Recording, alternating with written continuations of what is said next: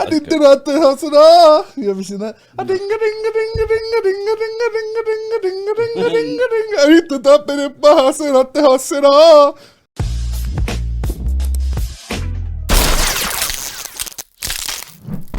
What up, though? Welcome to Woodward Heavyweights. I'm your boy Easy Joy, my man, Kung Fu Speed. What up? AKA Spin More Rex. Yeah. We in the building. Yeah. We sweating in this motherfucker. Studio B. Shout out Better Rate Mortgage. Coming from the Better Rate Mortgage Studios in Woodward Sports. You need a mortgage. You need anything. Yeah. Hit up Better Rate, baby. Yeah. You know it. You know the deal. Treat you better than family at Better Rate Film. Better. Film? Shit. Better. Oh, fuck. Man. Fuck, it's hot. It is hot. It is hot. But, you know what's even hotter? That was not a good transition. It's going to be kind of lame what I was going to say anyway, so I'm just going to say it anyway. That's it. I was going to say, like, I would say Ben Johnson. I don't fucking... Yeah. Yeah. I don't know. That's weird. But... Hot butts. Hot butts. Ben Johnson and Aaron Glenn, they got a little tit for tat going, a little back and forth. A little tit for tat. Little thing on the wing. Yeah. Little motherfucking thing on the wing, you know what I'm saying? Yeah, I feel like most of it's, I mean, obviously not like a real thing. It's like a friendly challenge to each other because obviously Aaron Glenn, to be fair, he's been saying he wants to be the best defensive coordinator Detroit's ever had. Yes. Ben Johnson took it a step further and says, you know, I'm going to be the best coordinator Detroit's ever had. Yeah. Friendly competition. That's what this team breeds, man. Competition. Fuck yeah. Even at the coaching level, clearly. You heard the press conference. I did. Does that make you happy? Yeah. Oh, you got to love it, man. It's it shows these guys are invested. It shows, first of all, it shows they're having fun. Yes. And that's something we didn't get with the last regime. It was Matt Patricia being a fucking bitch the whole time, and like it looked like everybody around him hated being there, hated clocking in. It's really important when you like what you do, you got to have fun with what you're doing, like with what we do, man.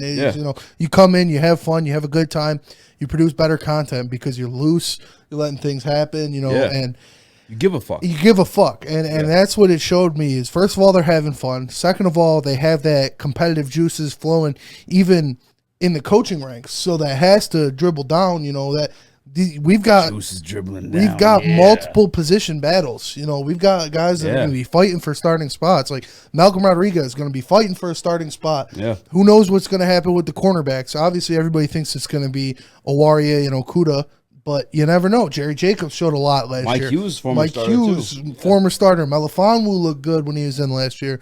So Sean Elliott, Kirby Joseph, little safety battle going on there. Yeah. And you get these things from the top of where they're barking at each other, they're doing it in a healthy way. Yes, It's obvious, like you said, friendly competition.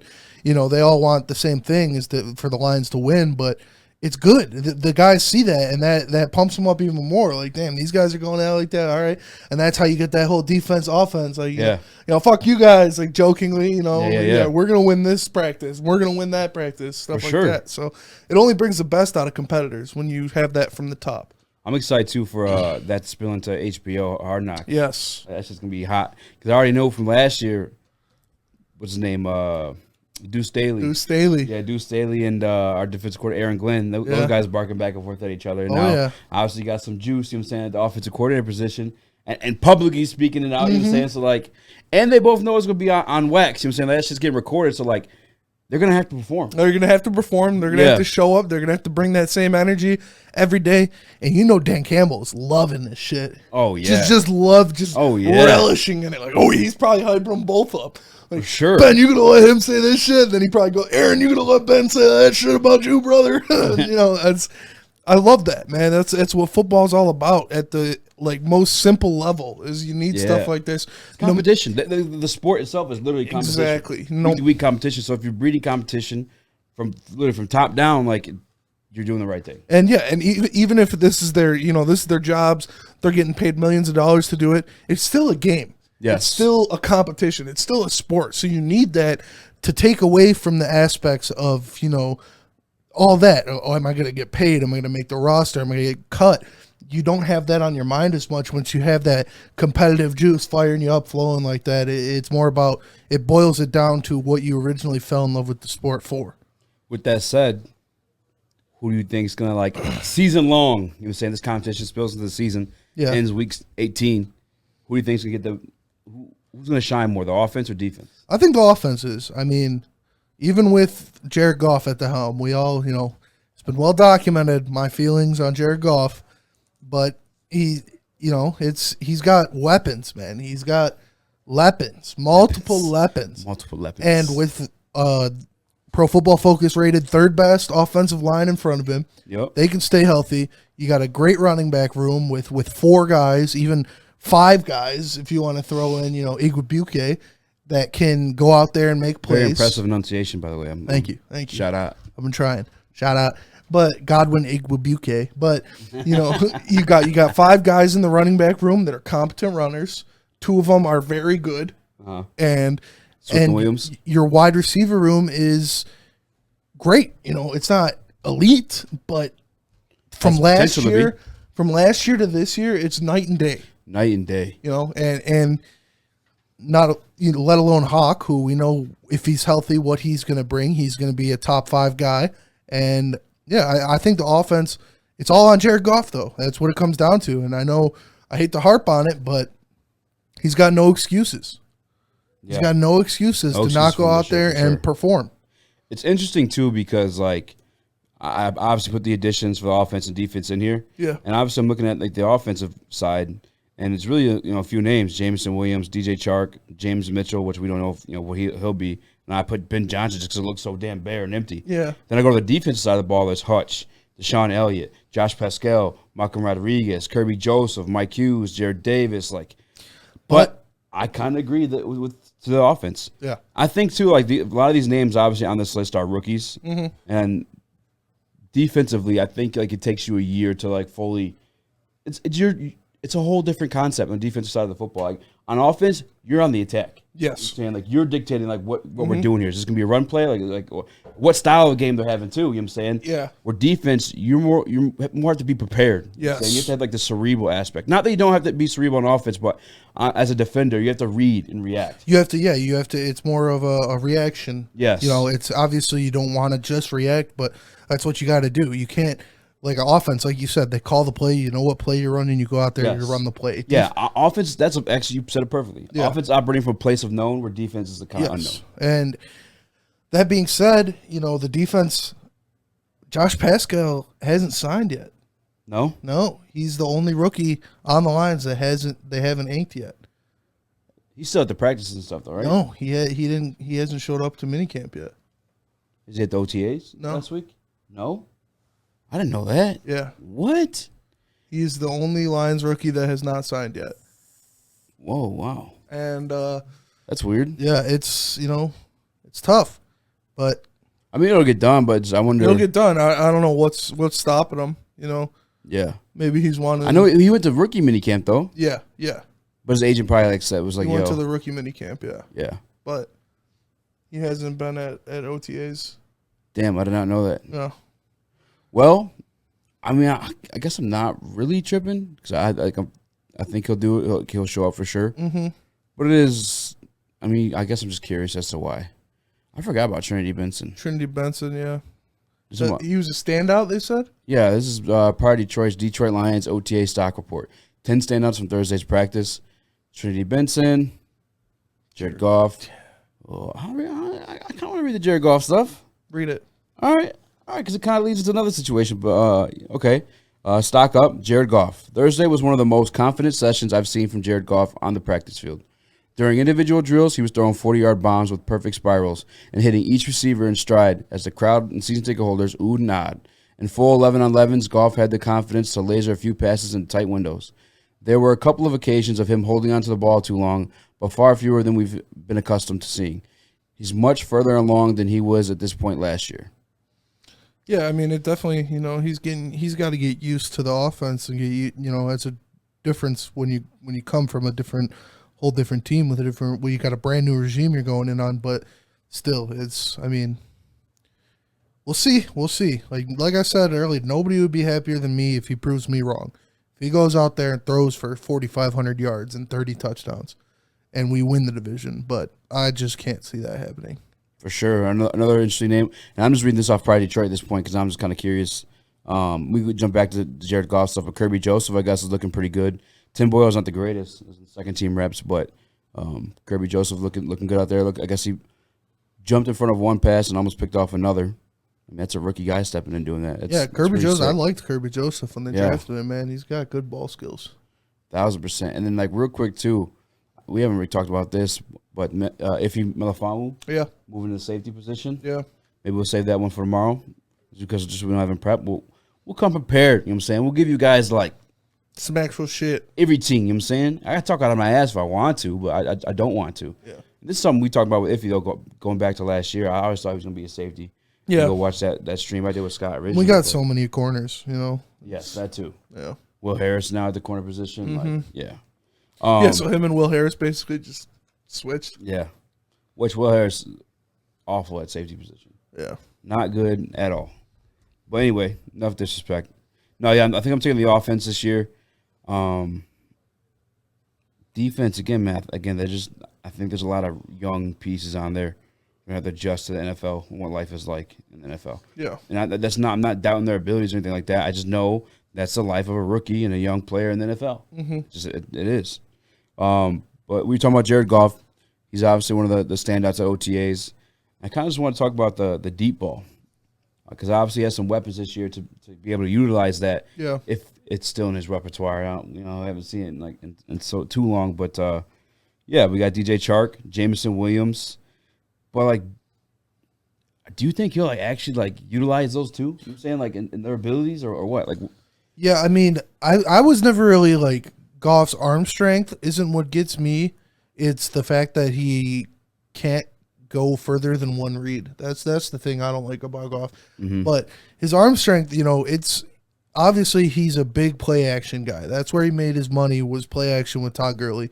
And that's what the Lions want to be, a run first offense. So if that's what we build in, and I can see him hitting some of those guys. He can put it out there. It's just going to be, is it a smart throw? That's what it is for me. You know, if he can hit those guys down the field, if he can, because now, like you said, we didn't have that last year until they signed Josh Reynolds. But now we've got DJ Chark. We still has Josh Reynolds. Jameson Williams will be back, hopefully to start the season. Maybe not, but he's going to have to prove it. He's going to have to go out there. He's going to have to look off some guys, because it's not just going to be wide open every time. This is not, as good. As good as good as we say the offensive line is, and as good as we think DeAndre Swift is, he's not Todd Gurley in his prime. Todd Gurley, when he had that 3-year stretch where he was the best player on the planet and he was just fucking destroying defenses. Could have won MVP that year if he didn't get hurt. And he just, you had to put all of your resources into stopping Todd Gurley. And so that just leaves guys in one-on-one coverages, and you have Brandon Cooks, you have a young Robert Woods to where they can beat one-on-one coverage. So we'll see. I mean, it's going to be important for him to do that, because they need to stretch we heard about that last year. That's what Dan Campbell was saying. Yeah, we want to take shots down the field. Yeah. We want to stretch the defense. We want to go out there. We want to be aggressive. And it's that's good, but when teams don't respect it, it doesn't really do anything. You can say you want to do it as much as you want, but until you go out there and you actually hit some of those guys, you hit DJ Chark on a 70-yard bomb down the sideline, you hit one of those guys breaking out into coverage, then teams will start to respect it. But you're going to need to show us, as Rick Ross would say. So we'll see. Pulling that new rule out. Show us. That shit's so funny. That's you crypto dudes. You ever see that? No. Oh, dude, it's a Rick Ross reel. He's talking about people being rich on cryptocurrency. He's like, oh, you crypto dudes making money, talking about you millionaires, where it's at. I want you to show us. This shit's so funny. Now, this stuff, I tried. That's why I texted the group this morning. I was like, yo, has anybody got PFF? Because I was trying to do some homework on this one. Because I actually had a Rams fan on as soon as we made a trade about Jared Goff and Matthew Stafford, and one of the things he said about Matthew Stafford was he utilized the deep ball. Oh yeah, well Stafford has a fucking cannon. Yeah, Stafford got a fucking cannon for sure. There's no doubt. And he gave me some interesting stats. Now I couldn't verify them this morning. I was looking. I don't have a PFF premium. If anybody listening, if you guys got it, you know what I'm saying, Shoot it over to your boy. Hook a brother up. Yeah, let me get that login. Yeah. Show us. Show us. But according to him, in his last 2 years with the Rams, this is bad, dude. Yards or passes, 20 yards or more. Yeah. 3 touchdowns, 19 interceptions. Yikes. Yeah. I mean, again, like you said, you spoke to, no one's really doubting his arm strength. It's just like, what happens when a ball gets down there? Does he turn it over? And obviously, that had seemed to be the trend back in L.A. I couldn't, again, I can't tell you what the results were last year on these numbers for the Lions because I just don't know where he got that from. Yeah. Again, that's from, I think his name's 23 L.A. Rams or some shit like that. He was on my stream like a long ass time ago. 6-19 on passes over 20 yards on 2020. Just not the greatest things, man. And I was also looking at his air yards, the stuff I could find, his air yards for last year. And his total yards was like 3,245. Only 1,490 were like actual like air yards. Like everything else was that yak. Yeah. You know what I'm saying? And that's, I mean, like you said, the last 2 years with the Rams that he didn't have Todd Gurley. Mm-hmm. He didn't have, well, I mean, he might have in the second to last year, but he was dead at that point. And so he wasn't the Todd Gurley that he had the first couple of years. So, and like I said, Goff's a one-read guy. So if it's not open, he's going to throw it anyways. So that's probably what it was, is they're calling these play-action deep shots, and it's not open, or the safety's out there, and he just throws it anyways because that's the play that was called. And you don't have the presence of a Todd Gurley there to where it's going to bring those safeties in and bring that coverage in so guys can play off. And you got Cooper Kupp, Brandon Cooks, Robert Woods in double coverage with a safety over top. And, it makes it a lot easier to where if you don't have that Matt Stafford, Russell Wilson, Joe Burrow arm strength to where they can throw it 50 yards on a dot and put it right in their hands. Yeah. Where you got to kind of feel it in with those long passes. It makes it a lot easier for the safety to come over and make a play on that. And instead of where, how many times do we see it with Matt Stafford to where he threw it into triple coverage anyways? And it's Calvin, so Calvin's going to high point the ball and make a ridiculously athletic play catching the ball. But it's still Stafford putting it to where only he can catch it, to where only Calvin is going to be able to go up and get that ball. Chances. Yeah, and even when Calvin was gone, we saw him do that with Marvin Jones, with Kenny Golladay, to put it out there to where it's they're going to catch it or nobody's going to catch it.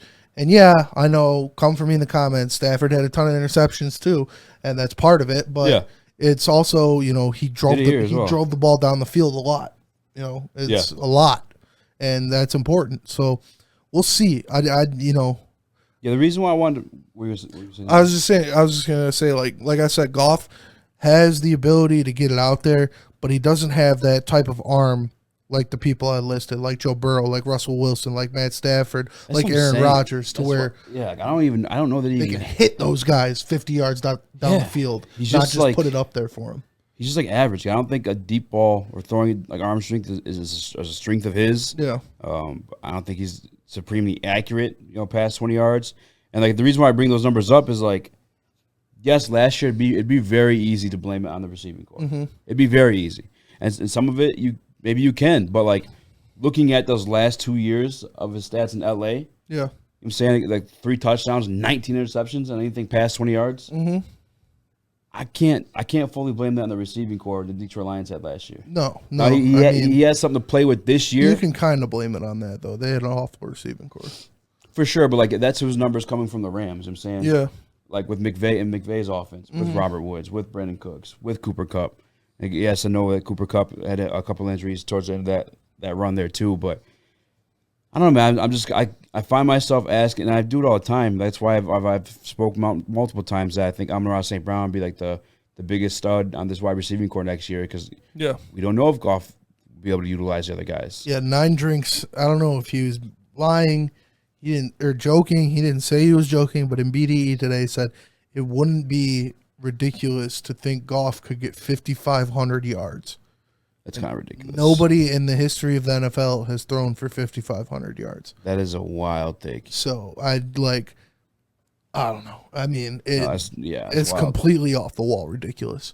If you were to say, 4,500, all right, maybe even 5,000. Maybe. I don't think it's going to happen, but with the weapons he has, with the yak ability of even J-Mo coming in, and we know Amon-Ra, we know DeAndre Swift, DJ Chark will be his deep ball guy. We have Quintez obviously Cephas. Hawkinson. We got a good possession guy in Quintez Cephas. That's still not going to happen. It's still a little wild to say that, but that's at least within the realm of plausibility. Like 5,500 is not happening. Like I said, nobody has done that in the history of the NFL. 5,000, if everything goes right and he has the best year of his career, yes. But I see Goff around 4,000 this year. 4,000 which is a goal of Ben Johnson's. Yeah, he said that. Giving him the best year of his career, which, like, I don't know, that 2018 year was pretty special in terms of Goff. Yeah. But and that's another thing he said in that interview too, is like he and Goff sat down for multiple days. Yes. At length, had conversations about how they want to layer this offense. Mm-hmm. And I don't think my uncle called me. He's like, that means he's the guy. That means he's the guy. I'm like, he's just the guy this year. Yeah. Like that same conversation can be had with another guy. Exactly. You know what I'm saying? That doesn't mean nothing else. You're not going to talk to your starter. Yeah. About what's going on. You're not going to say, oh, I'm not going to sit down with my starting quarterback and cater the offense because he's going to be gone in next year or in 2 years. Especially as a new offensive coordinator as well. Yes, exactly. I remember specifically last year too, like when the offense did turn around, we just saw him actually scoring more than 20 points. Yeah. That's something that Jared Goff pinpointed and gave Ben Johnson credit to, is that, like, yeah, he went back to, like, the years I was having success in 2018. Mm-hmm. Maybe been Amon-Ra or Jared Goff, but they credited Ben Johnson either way. They studied the tape and they implemented those plays. Yeah. And, Amon-Ra just happened to be the guy in those routes for him. Yeah. And, like, I think he'll have a good year. As much as, like, we've been bashing him, as much as he is average, like, I think Jared Goff, there's just no excuse. It's going to be hard to not have a good year in this offense. 100%. With all the weapons he has around him, with a great offensive line, with a great tight end, it's with a great running back. And we'll see what Ben Johnson is, but he looked like he was a very good, offensive coordinator from what we saw at the end of last year. So although this doesn't change my mind about who Jared Goff is, what Jared Goff is, we both said this too. We expect him to be better. We expect him to have a good year.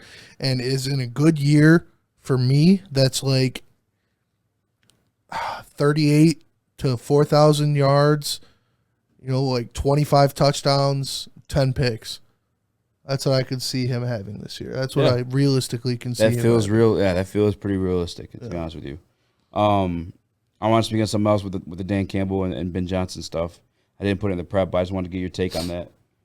What is your take on that? Actually, Dan Campbell's still calling the plays, like, I don't know. I mean, because I'm not tripping.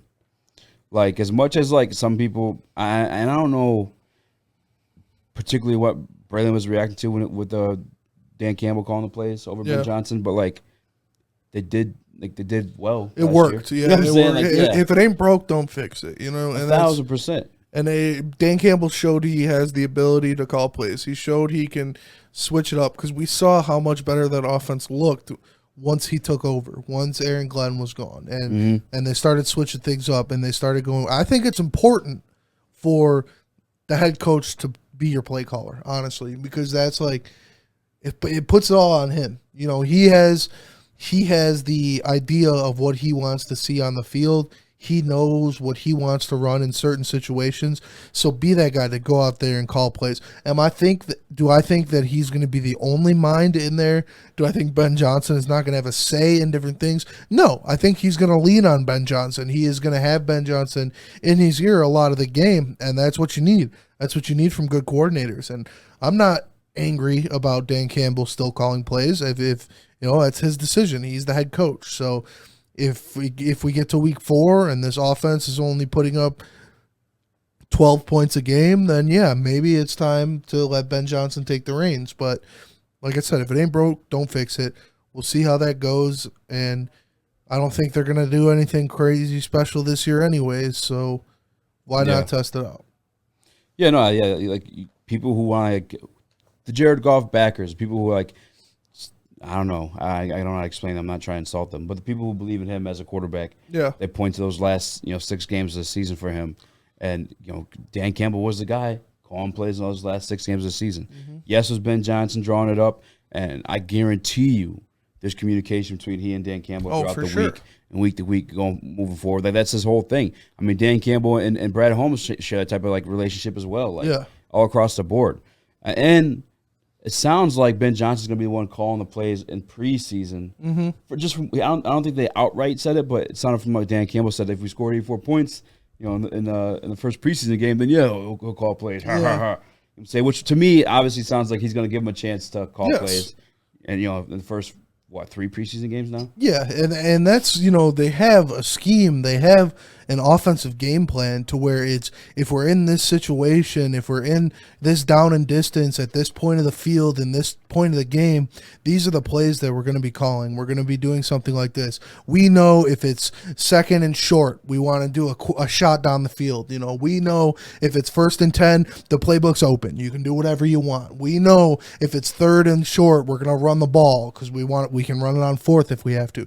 So it's not like Dan Campbell's just pulling plays out of a hat, like, oh, it feels like this would be a good time to run this one. Yeah. No, it's they know their game plan, they know what they want to do, and that is created by Ben Johnson. That is created by their collective minds sitting down and like, okay, these are the strengths and weaknesses of our team on the side of the offensive ball, and this is how we need to actualize it. This is how we need to optimize our performance by doing certain plays in certain times. So I really think that the whole I'm calling the plays is kind of overrated, because when it comes down to it, the only time that play calling like is strictly like this is what we're going with because I said so is like 2-point conversions. Yeah, because it comes down to down and distance. It comes down to time of the game. What the score is. Yeah, obviously it's and they're gonna have all of that schemed up already. So I don't know.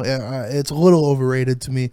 That being said, you still need to be creative and create these plays, and that's where Ben Johnson comes in. For sure. And the only thing I guess I'm kind of curious about, and I just thought of this, is like who's in the helmet? You know what I'm saying? Who's talking to Goff? Because I know that there was a rumor that the reason why he couldn't read defenses before was Sean McVay had baby him. And it was kind of proven. It wasn't like out for certain for fact that anyone said this, but it was obviously rumored about it. And then you looked at the Rams' offensive plays when he was there, and the snaps were mostly called at the 15-second mark, which is when that the mic gets cut off. Where typically on offense is within the last 10 seconds of the play clock. I'm saying to call a snap. So I'm only curious about that because if it's Ben Johnson in the ear, I feel like he's more able to articulate the play and the reads and like why this is your first read, why this is your second read, versus Dan Campbell because he didn't actually come up with the playbook. But I'm assuming he has to have Dan Campbell yelling in your ear too. All right, this is gonna play. We're gonna do yeah. You know what I'm saying? Chill, man. I know that he liked being in his ear last year. It sounds like so that part I am curious about, but nonetheless, man, I'm pretty confident in it. And another thing to Sean McVay's point, when he was the offensive quality control coach, I think for Washington, it was he drew plays up, but he didn't call them. Yeah, no, it's same thing with Shanahan too. Yeah, he drew plays up, but he didn't call them. Yeah. It's not like this is Dan Campbell's offense. Like this is Ben Johnson's offense. Yeah. They're going to be running his playbook. They're going to be running it just comes down to the final word. And as a head coach, you want to have that final word. You want to have that it's on me, if something goes wrong. And that seems definitely like the type of guy that Dan Campbell is, where he's going to take responsibility for it. So he wants to have that plausible deniability to where it's like, yeah, I called those plays. I think he's kind of protecting his guy too. Because if stuff doesn't work out in the beginning, it's me. I'm calling the plays. Yeah. There's not Ben. Ben's not calling the plays. And then if it does work out, great scheme that Ben Johnson drew up. That's the kind of guy Dan Campbell is. And 100%. This is his second year as a head coach, so he's still learning. He's still getting a feel for things. Coming into his first year, he didn't think he was going to be calling plays. That's why they brought in Anthony Lynn. Yeah, Anthony Lynn was to be this offensive guy. He called the plays. He runs the offense. Shit didn't work out. Sorry, I'm going to take over. And that worked out. Yeah. So you could see him being kind of reprehensive to give those reins up again. To where when he was calling the plays, we won games, so 1,000%. He grew comfortable in the role. Yeah.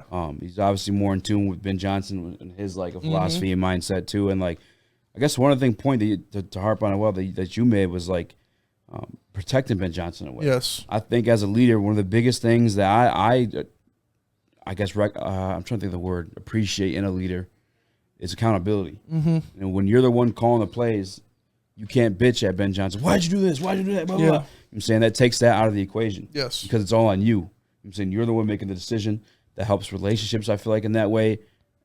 And just, I'm cool with it, man. I think people are overblowing that a little bit. Me too. Again, I think you point to those 6 games last year and know that Dan Campbell was the one calling them. You should be pretty fucking confident. Yeah, if you look at it at his point of view, his first year as a head coach, he had somebody else calling the plays, running the offense. Shit was awful. He took over, called the plays, ran the offense. They won games. Offense looked a lot better. Why would he deviate from that in his second year as a head coach when you have all these weapons now? You have the guy that was by your side during those 6 games. So, I mean, if it ain't broke, don't fix it, man. You know, that formula won us games. So, unless they're scoring 12 points a game and the offense is looking anemic and he's making stupid calls, then it might be time to give over the reins. But I have faith in Dan Campbell as a play caller from the evidence presented to us last year. Yes, and then so jumping over to the defensive side of the ball, I don't know if you saw this going down on the tweeter machine, as D-Mac would say. Yeah. But Adam Baydoun from the morning show had made comments about Jeff Okudah today that kind of seemed kind of promising. I guess like polishing up a little bit versus some comments he made in the past. I did see that. Yeah, which Adam knows deep down like. You could change your opinion, though, is the thing. I'm saying, like, I'm not going to bash at him for that. Yes, maybe he shouldn't have gone about that way. We talk reckless as hell, too. You know what I'm saying? Like, I had to tell Spinny pump the brakes on Goff because he was wilding out there. You know what I'm saying? But, like, you can grow from that. You know what I'm saying? If people are allowing Jeff Okudah to grow and be better and believe that he can be better, like, have a little bit of faith in my man Adam. You know what I'm saying? Damn. And it's where he's coming from. Like, if you look at him right now, you would label him a bust. Yes. But there are other things, there are factors to that where he was in a shit Matt Patricia defense. Yes. He was asked to do a lot of different things than he did at Ohio State. Mm-hmm. And then when he got into the Aaron Glenn defense, he got injured. So he didn't have a year to show us what he had, to show us how he's improved. To show us that he can be effective in another. So this is the year. This is the make or break year for Jeff Okudah. If he goes out there, he proves all the haters wrong, because I know my boy Mustache is the biggest Jeff Okudah hater in the world. He hates him more than anything else on the planet, and I don't get it. Like I there's no reason to hate him. No reason to hate him. I don't get that shit either. He didn't draft himself. He didn't draft himself. He didn't, want to get injured. He didn't want to be thrown into this shit defense that Matt Patricia created, and I don't know. He's still got a lot to prove. Obviously, he's got a lot of talent. A lot of people projected him as the number 3 pick. People said that he's worthy of that pick, and that's for a reason. That talent doesn't just go away. So once he gets out there, if he stays healthy, if he has a full year in Aaron Glenn's system, in a competent system, then we'll be able to judge him on what he is as a player, rather than taking, 3 years now? 2 years? Yeah, he had his rookie year that he started banged up, kind of rushed into take it back because we were depleted in the secondary, and then obviously your rookie year as a defensive cornerback. Like I've spoken with Darius Slay about this. Darius Slay, a guy a tremendous cornerback in the NFL, and he's kind of deep into his career, but he's still doing the damn thing. Yes, kind of fucking probably knows what he's talking about. Sorry for dropping the F-bomb. We gotta start cleaning that stuff up, but he struggled this first year. Yeah. You know what I'm saying? And I spoke to him, what is it? You know what I'm saying, do you have faith in Okudah still? And he said, yeah. Like I'm saying, like your first year is tough. There's points and I think we spoke about this in this podcast before too, like there's a white stripe on the college football. Yes. And it makes it easier to pinpoint, you know what I'm saying, like how far it is or how deep it is or when it's coming. It makes it a lot easier to predict where it's going to be if you want to intercept it or make a play on it. There's not that in the NFL. There's no stripe in the ball. You have bright lights. There's obviously a lot more night games. You're in stadiums. I'm saying the lights are different as well. On top of the fact you're going against the cream of the crop. Yes. You know what I'm saying, the wide receiver position. Yes. It's a whole adjustment. So people want to hold Jeff Okudah's rookie year against him. That rarely happens that a cornerback comes into the league day one and is just like a shutdown guy. Stud, yeah. Yeah, you know what I'm saying? And I'm not saying that, Jeff Okudah will be that, but give him a chance. Yeah, give him the chance, dog. Like seriously. And then, year 2 out injuries, right? Mm-hmm. Oh, yeah. No, year 2 was last year. Mm-hmm. He played 1 game. Yeah. Yeah, I mean, he did get burnt that one time. It's Deebo Samuel, though. Yeah. Yes. Yeah. I mean, it was a bad play. He made a bad play on the ball. But for sure. Going up against Deebo Samuel, he's in a new defense. This is his first game in a new defense. So, cut the guy a little slack, No, for sure you got to come some slack. I think from last year, like, everybody, all the names of respect and the coaching staff are raving about Jeff Okudah and his competitiveness. And they're like, oh, you see it too. Like, all we saw this summer, not even this summer, this offseason, was this guy getting it in. Yeah, working in the lab, man. Working. That's what you want to see. You can only. That's all you can do. You can go in there and work and try to get better every day. And, if you don't see the results, it's not in the cards. But yeah, most of the time, that type of hard work with the, extreme athleticism and potential he has will pay off. So I think so too, especially with this coaching staff, man. Yeah, I think they're going to put him in every position to succeed. Yeah, we saw what they did with freaking, and I'm not trying to disrespect Jerry Jacobs, but like, yes. UDFAs, guys that pull off the streets were able to perform in the secondary. Mm-hmm. To elite ability, no, but again, those are guys in their first years too. Yeah. Jerry Jacobs in his first year performed with this coaching staff. Yeah. Like, don't throw Jeff Okudah in the trash. Yeah. I don't think you should be doing that right now. Is there a question about his health? Yes. Kind of the same thing with TJ. Obviously, a lot worse, actually, when it comes to the health stuff. But he's doing the damn thing, and I still give him a chance. Again, he hasn't really had his sophomore season yet. So no, yeah, this is his make or break year. This is how he goes out there and he shows, if he has that, if he still has it, if he can still be that guy. Like I said, I don't think he's going to go out there and be a shutdown corner, but I expect him to go out there and be a good player in this defense. For sure. And just real quick, too, just for measurement, because I remember doing this back in the day, and I was looking at the receivers that Jeff Okudah was going against his rookie year. I think game 1 that he finally came back was against the what the hell is their name? God damn it, Cardinals. Yeah. You know what I'm saying? That's DeAndre Hopkins. Yeah. Week 1. Coming back from injury, by the way. I'm saying missing your offseason. And then is it the Saints? Michael Thomas? Yeah, Michael Thomas. Jags, whatever. Lions won that one, though. So Falcons, Julio Jones. Yes. Like, come on. Calvin Ridley, if not. You had T.Y. Hilton back with the Colts when he was a dog. You know what I'm saying? Like, the Vikings, Justin Jefferson, Adam Thielen. Panthers, okay. They whooped our ass. I don't know if he was healthy or not that game. Commanders, we won. They were the Scary Terry, yeah. I don't know how long Scary Terry been in the league. Same year Jeff Okudah, I think, right? I think so, yeah. Yeah. But nonetheless, man, like these guys going against dogs. You know what I'm saying his rookie year. And that's what you got to do. Yeah, they He's propped asked him to up. cover the number 1 guy as a rookie. They asked him to be the number 1 shutdown guy as a rookie. And yeah, if you're drafted at 3, that's what you're expected to be. Yes. But and by the way, in a shitty fucking defense. That's a tall order for a guy. And it's the man-to-man defense. It's Matt Patricia's defense to where you're on an island. The hardest way to cover you're gonna, wide receiver. Yeah, you're going to put a rookie corner on the best athletes in the NFL on an island. Like, that's just setting somebody up for failure. 1,000%. Yeah. No, I got faith in him, man. I think he can be a good player on the defense. For sure. Like, I literally, I mean, Achilles is tough. Because I feel like that does take away from the explosiveness of an athlete. Yeah. And I've had Achilles issues. But I'm obviously not the same freak genetics that these guys are. Yeah.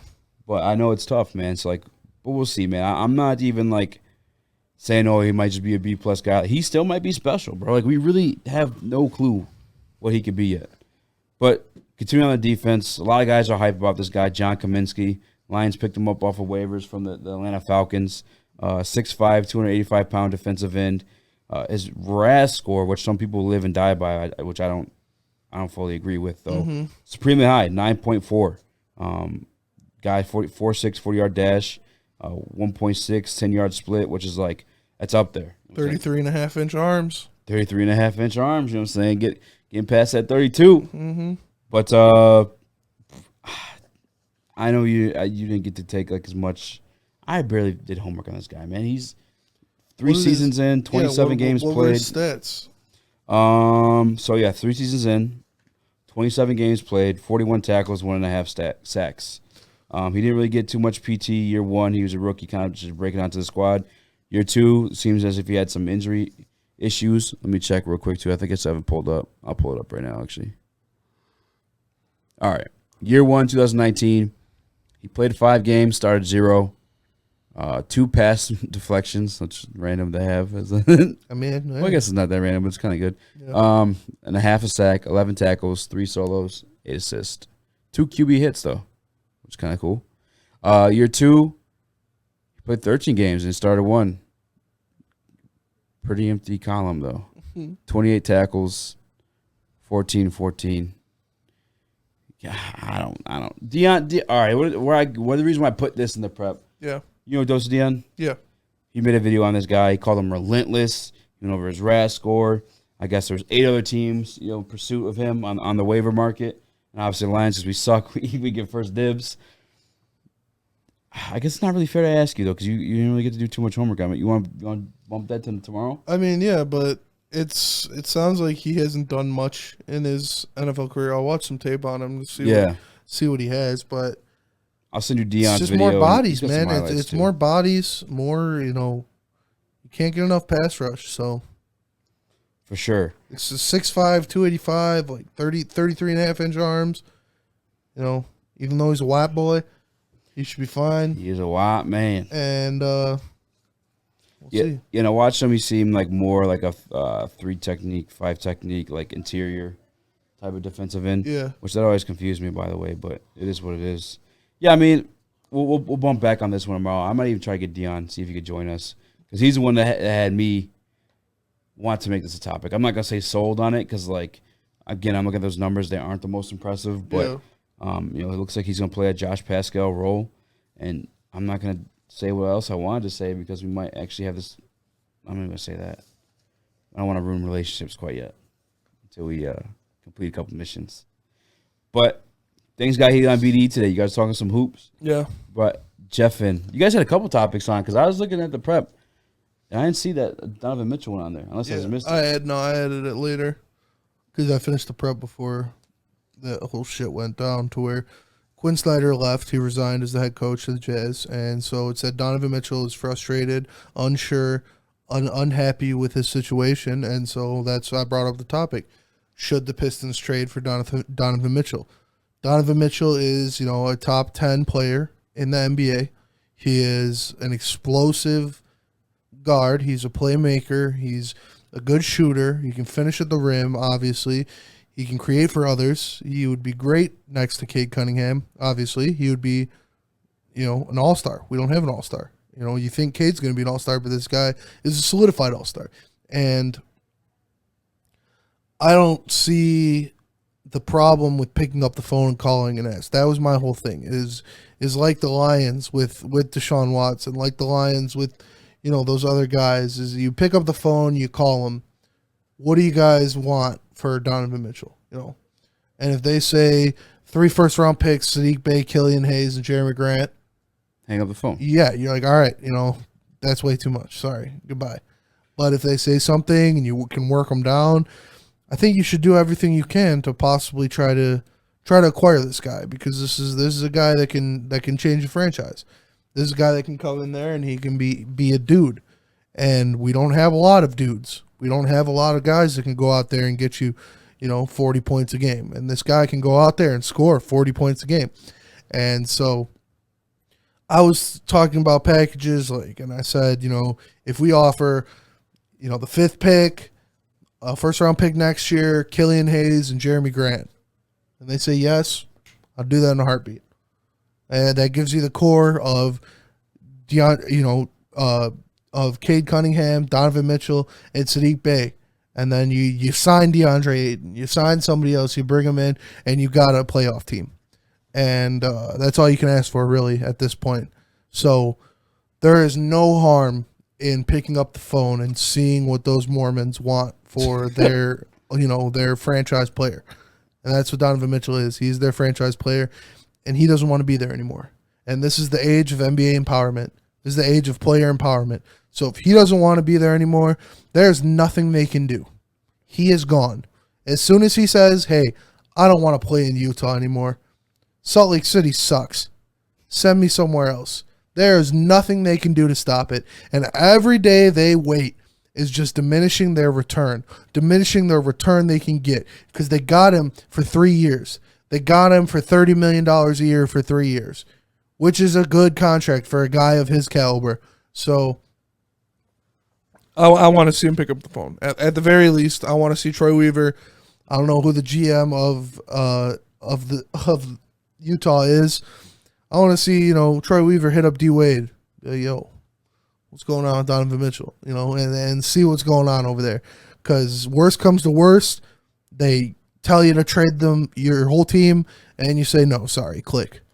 Yeah. What's the bad thing that can happen from it? Best comes to best, you get a steal for a franchise player. He's only 6'1"? Yeah. I thought 6'1"? Yeah. No way. Yeah, that's what this thing says. Basketball Reference. That is crazy. I like Donovan Mitchell a lot. I think he's got that dog in him. I don't see why you wouldn't make that call. I think guys are big fans like Jaden Ivey. I mean, I don't want to. Yeah, it does say he's 6'1". Yeah, 6'1". But yeah. He plays a lot bigger than that, though. He's got long-ass arms. He has got long. Look up his wingspan. They call him the Spider for a reason. Click on the actual link, though, because you remember what they did to us with freaking Keegan Murray. Yeah. That shit was wild, bro. Donovan Mitchell has a 7'6" wingspan. Yeah, I mean, no, dude, he's a dog. Shooting 36% from three in his career. 35 last year, 38 the year before that. Dude, I mean, see, this says he has a 6'10" wingspan.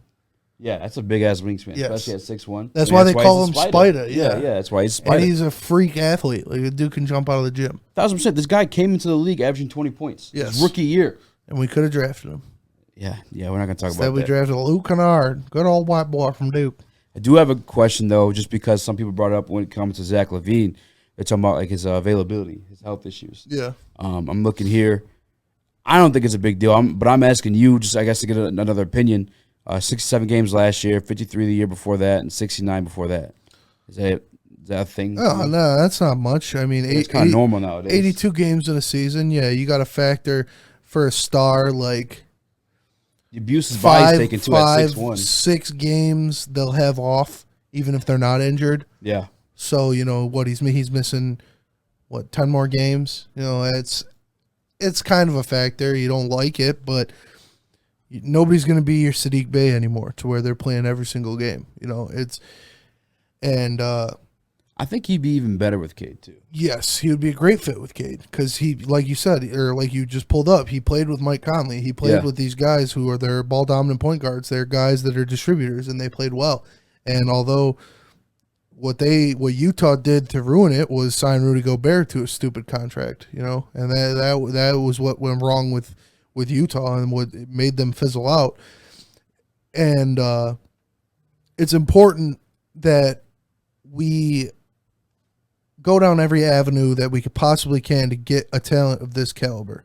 This is the move. This is the Kawhi Leonard to Toronto move. This is the kind of thing that can put a team over the top.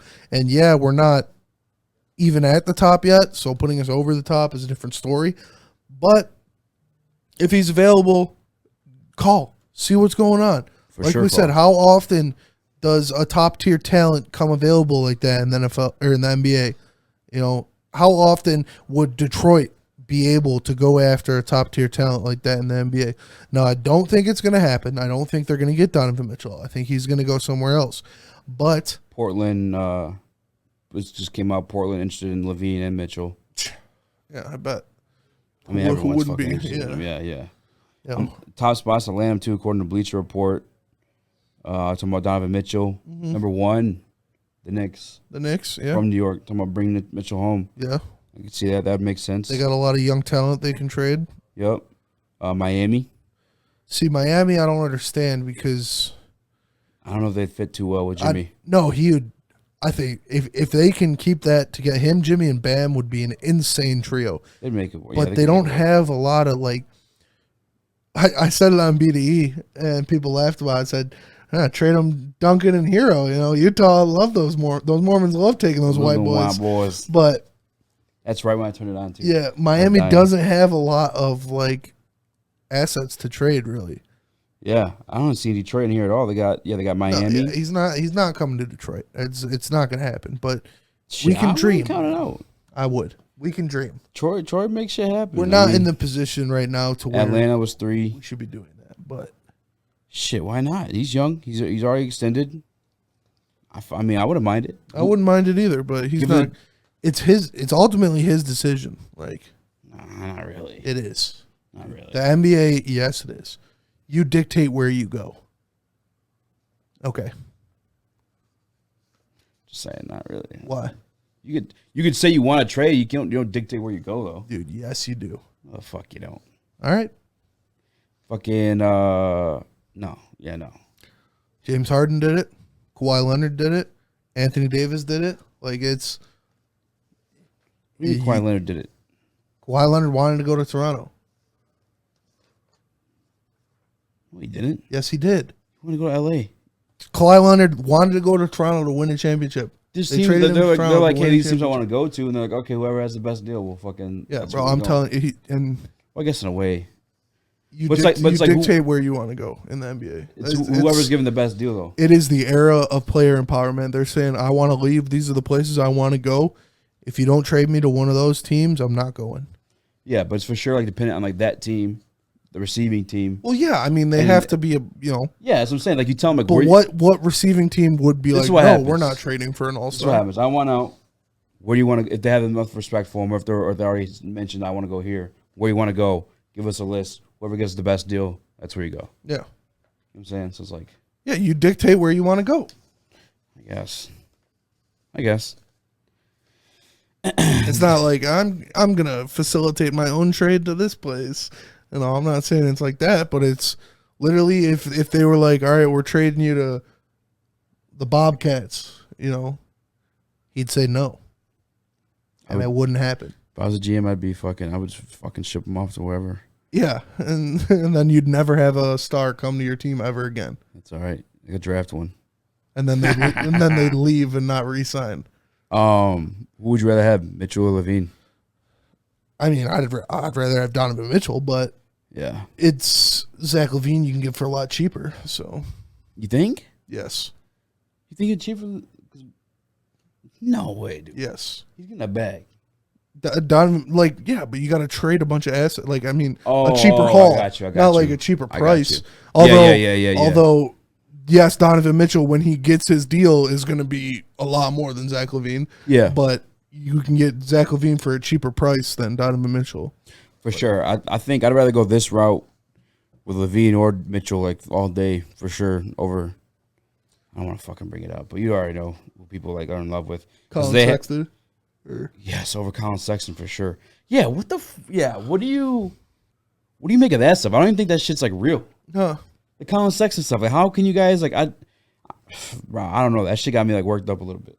I feel like it's a better version of Corey Joseph, but Corey Joseph shoots the 3 better than Colin Sexton. Yeah, no, Colin Sexton is a better player than Corey Joseph. For sure, but it's like, I don't know, man. Maybe I'm tripping and I'm overvaluing a fit over like a player. Yeah. You know what I'm saying? But like, no, it's I get what you mean. We need 3-point shooting, Yeah. And that's not Colin what Sexton he provides. Yeah, he's good. He's good. He's a solid player. And speaking of health issues, like that's a guy with clear health issues. Yeah. You know what I'm saying? Like, I wouldn't mind us seeing Colin Sexton. I don't really want us to. Like you said, this team needs 3-point shooting. This is that is the most glaring need outside of a paint presence. Yes, is 3-point shooting. So if we bring in a guy like Colin Sexton, that doesn't really improve at all.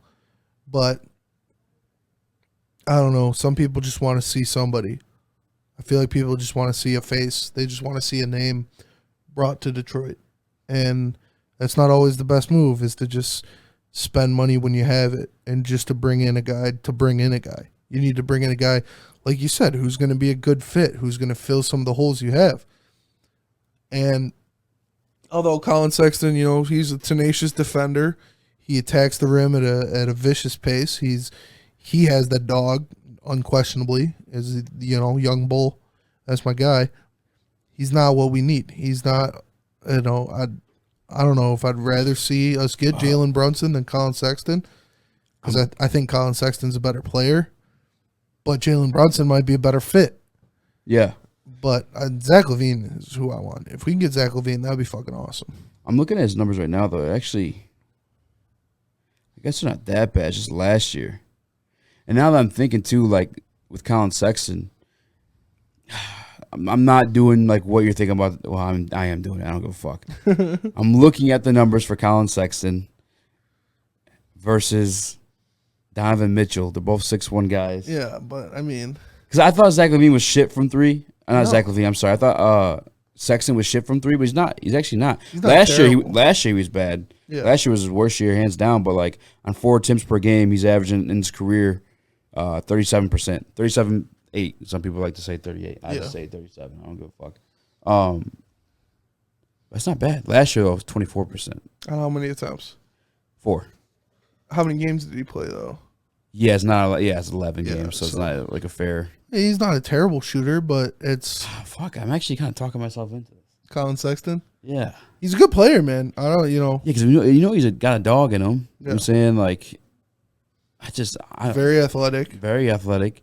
Again, because I just got done looking at Donovan Mitchell's numbers, and he's on a different team though too. Like to say like, oh, Donovan's winning, but like the Utah Jazz are always better than Cleveland. 4 attempts per game. Yeah, let me look at Mitchell's. It's not like Donovan Mitchell probably averages 7 to 8 attempts per game, and he shoots 37%. That's fair. Let's see. Donovan Mitchell averages. Oh my God, yeah. Yeah, 9 attempts per game. Yeah. And his career is 7. He's shooting 36%. Yeah. Sexton, his career, 4, 37%. That's a big difference. That's a huge difference. Yeah, it's not the same player, but I don't actually hate Sexton anymore. I don't. I don't hate him. I don't think, he's not going to be asking for a crazy amount of money. It said starter. He's asking for starting guard money. What do you think he'll get? Like 20 mil? Yeah. Probably somewhere around there, 15 to 20.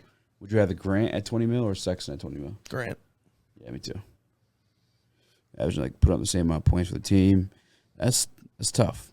I feel like we'll have to get Jeff or someone on or something. I think Sexton, he's a piece that, it doesn't really do it for me to where he'll make the team better, but I don't think he'll turn us into a contender. I don't think he'll make this team, what a caliber of player like a Zach LaVine or a Donovan Mitchell would do to this team.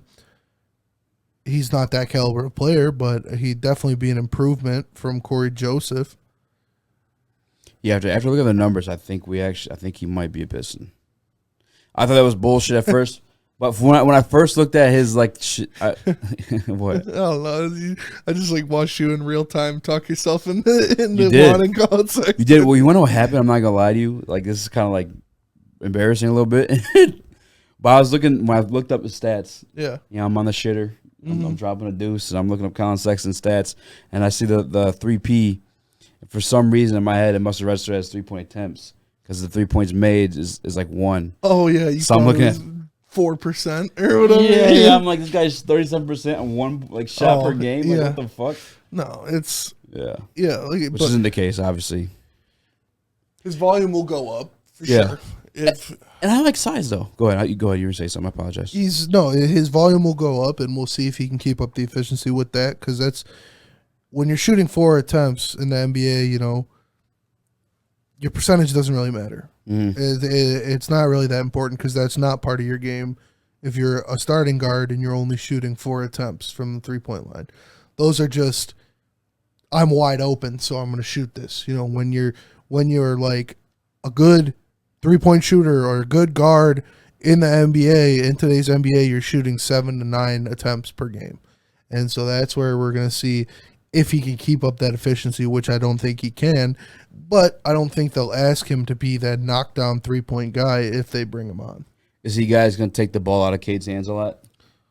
Yeah, I mean he's gonna play with the ball in his hands a lot. We saw him though. Him and Darius Garland played together. They played well together, so he knows how to do that. He knows how to share the ball in the backcourt. And again, that's there's a lot of time for the ball to be in Cade's hands. So I wouldn't be too worried about guys taking the ball out of Cade's hands like that. But it's I was gonna watch some highlights of them together, but maybe I'll do it a little bit later.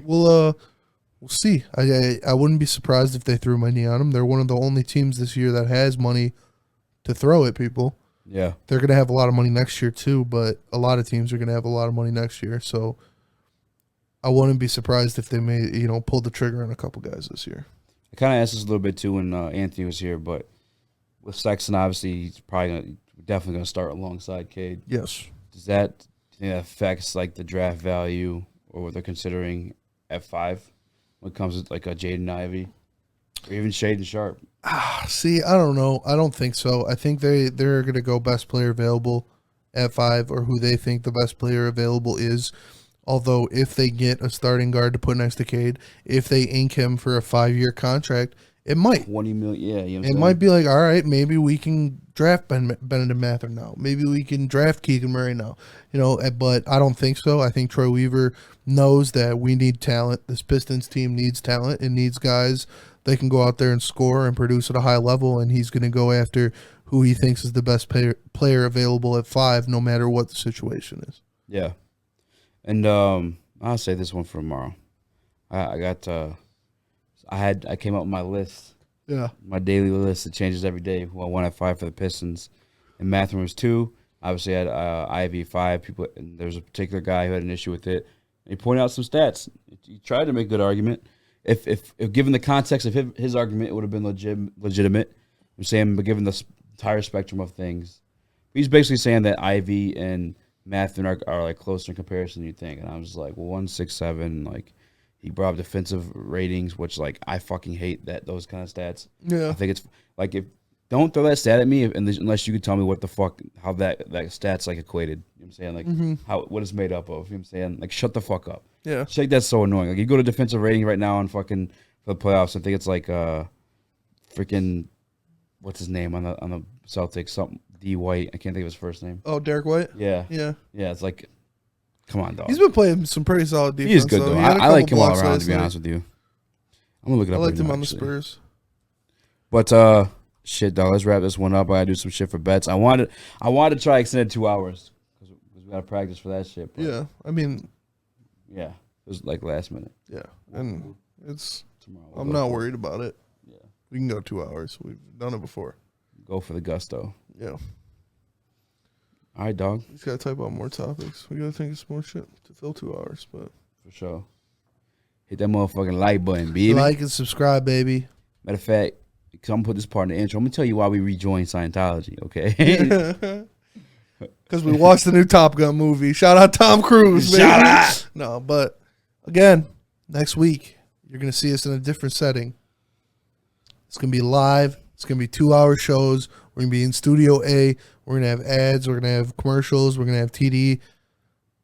We're prepping for something big. So yes, like, sir. Follow, subscribe. Shout out to everybody.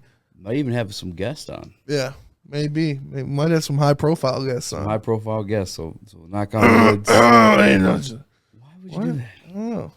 Is this wood? I just had to clear my throat, man. Oh, I'm so conscious. I'm not so conscious, but I'm like, what's the word I'm looking for? Superstitious about shit like that. I'm not superstitious. I'm a little stitious. I'm a little stitious. That shit was the funniest shit.